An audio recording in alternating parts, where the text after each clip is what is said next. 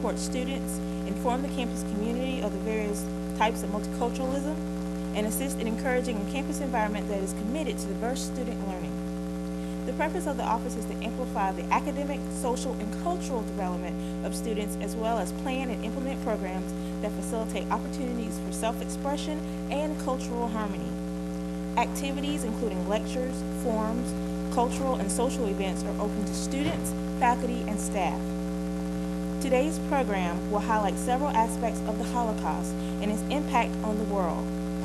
In our attempt to increase cultural awareness in our campus community, we hope that today's event will foster inquiry into contemporary issues raised by the study of the Holocaust, worldwide genocides, and human rights.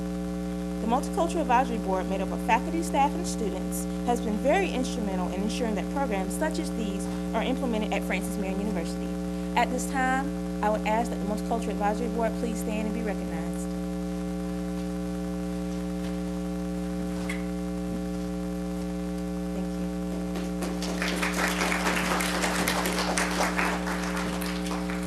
Just want to take a moment to remind everyone that you did receive an evaluation. Please feel free during the program or after the program to fill it out and leave it at the registration desk. We would love to have comments on how we can improve this program. And as always, we hope you enjoy the program. Thank you. Good evening. My name is Kiera Davis, and I'm here to present you with a brief history of the Holocaust. What was the Holocaust? It was the execution of about 11 million people, 6 million of which were Jewish, by the Nazi regime. The Nazis also targeted gypsies, the homosexuals, Jehovah's Witnesses, and the disabled.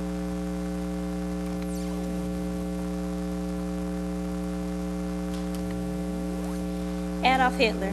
It all started with this man and his idea that Germans were superior over the Jews. Yet some people still try and deny that the Holocaust ever happened. Try and explain this to the people who lost their lives and their families.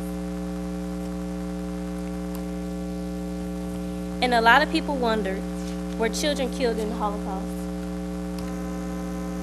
And the answer is about 15 million, 1.5 million.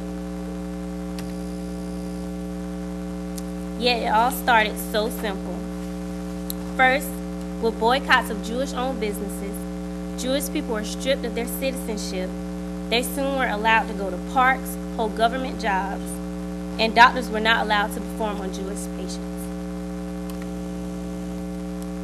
Jewish people were also forced to wear the Yellow Star of David so that they could be recognized. That's it right there. Jewish were soon arrested for no reason and sent off to concentration camps, extermination camps, labor camps, and prisoner of war camps, and transit camps. Yet the Jewish people did not give up without a fight. In the 1943 Warsaw Ghetto Uprising, the Jewish prisoners were able to put up a fight against the Nazi regime for 28 days. Yet their efforts weren't enough, and the Holocaust lasted for 2 more years, totaling 12 years of torture and hardships for all the victims of the Holocaust.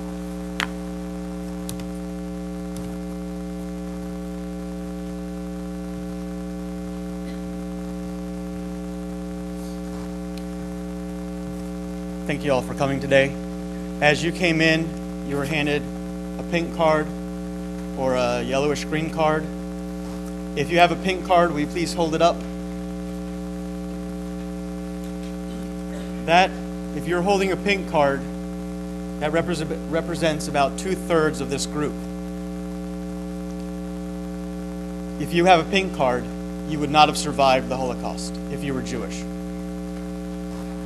Two-thirds of Europe's Jewish population died during the Holocaust. So, just to kind of get you into the program a little more. What we're next going to see is a video from the United Nations as part of their outreach program. to educate the world about the Holocaust. Today is United Nations International Holocaust Day.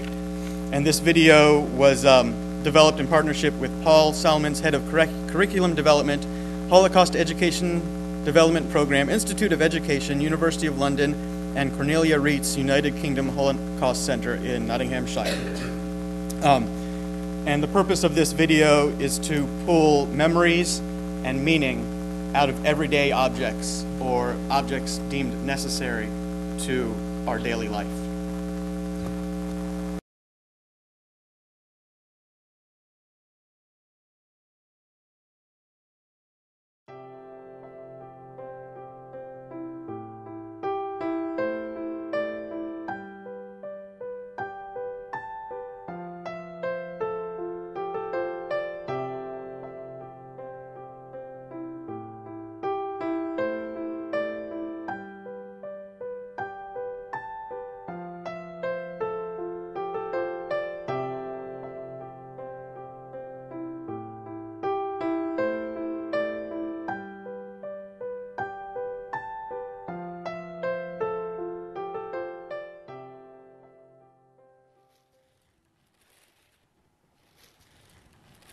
The first thing that we ask young people to consider is, what is the object?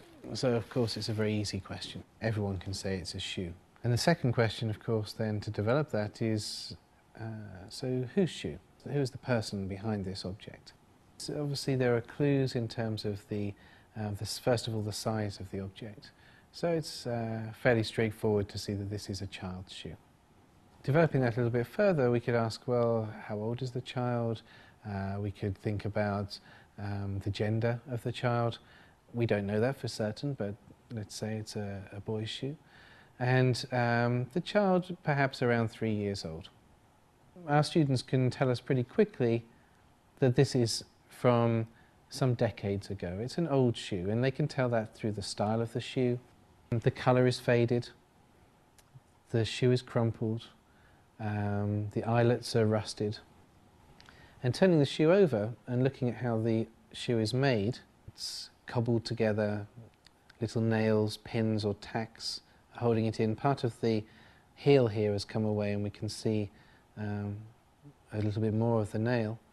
The sole itself is made of leather in several pieces. And we get the sense that this was probably a handmade shoe. And the reason why we think this is not the first child to wear this shoe is because of the damage at the back. And here we can see that the shoe has been repaired. And it seems very unlikely that a 3 or 5-year-old child would have been wearing this shoe long enough to have caused enough damage to have it repaired. Most likely this is a home repair. You can imagine mother or father sitting down, perhaps at night while the child is sleeping, and carefully, very carefully, and we can see again the care and the attention to detail here in these little stitches. So this is someone who seems to be putting a lot of love into the repair.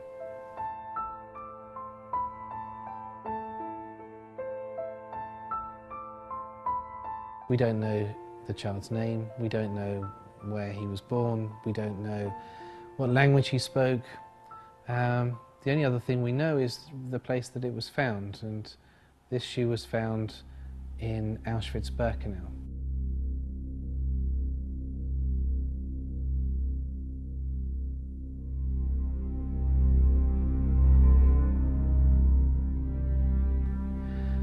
The little boy himself could have come from so many places in Europe. He could have come from Poland, from Germany, from France, anywhere in German-occupied Europe. Again, if we're talking probabilities, then perhaps he's Hungarian. About a third of all the people murdered in Auschwitz, the Jews killed in Auschwitz, were Hungarian. So it's quite possible that he's a Hungarian Jewish boy. But again, this is tentative, we don't know this for sure.